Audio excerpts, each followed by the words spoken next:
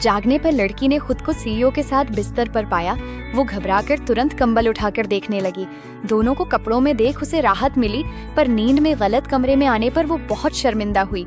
ये देख कि सीईओ सो रहे हैं, उसने सावधानी से उनका हाथ हटाया और चुपचाप बाहर निकलने लगी। अचानक उसे वापस खींच लिया गया। उसने जल्दी से सिर घुमाया और देखा कि वो अभी भी जागे नहीं है। वो फिर से उठकर जाने की तैयारी कर ही रही थी कि अचानक सीईओ ने उसे पुकार लिया। कोई तर्कसंगत वजह न सूझने पर उसने एक बेहुदा बहाना बना लिया और घबराकर कमरे से भाग गई। सीईओ पूरी तरह से उलझन में दिख रहे थे। उस दिन के बाद लड़की ने अपने दरवाजे के सामने भारी चीजें रख दी ताकि वो फिर से नींद में चलकर गलत कमरे में ना चली जाए। लेकिन उसकी हैरानी की बात थी कि वो फिर भी आसानी से बाहर निकल गई। सीईओ ने देखा कि वो नींद में चल रहे हैं तो वे पास रुके ताकि उसकी देखभाल कर सके।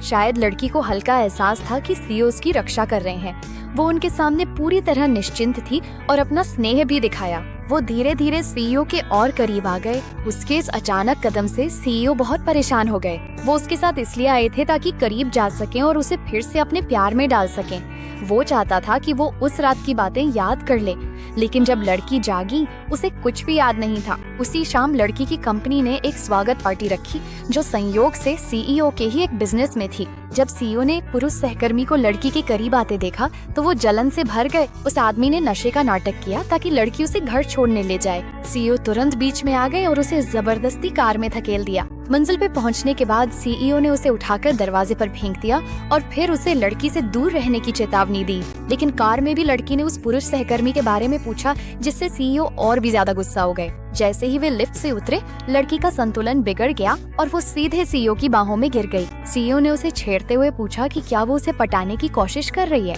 उसके बोलते ही लड़की अचानक उसका चेहरा अपने पास ले आई, जिससे सीईओ बहुत घबरा गए। लेकिन अगले ही पल उसने कहा अगे ने। अपने कमरे में लौटते ही लड़की को तुरंत पछतावा हुआ। उसे वहीं उसी वक्त अपना दिल खोलकर कह देना चाहिए था। नींद न आने पर वो पानी पीने के लिए लिविंग रूम में गई। सीईओ को लगा कि वो फिर से नींद में चल रही हैं। लड़की के दिमाग में अचानक एक आइडिया आया। नींद में चलने का नाटक करते हुए उसने सीईओ को गले लगा लिया। इस नजदीकी इशारे से सीईओ घबरा कर निकल गए, फिर भी उनके हाथ अनायास ही उसकी ओर बढ़ गए।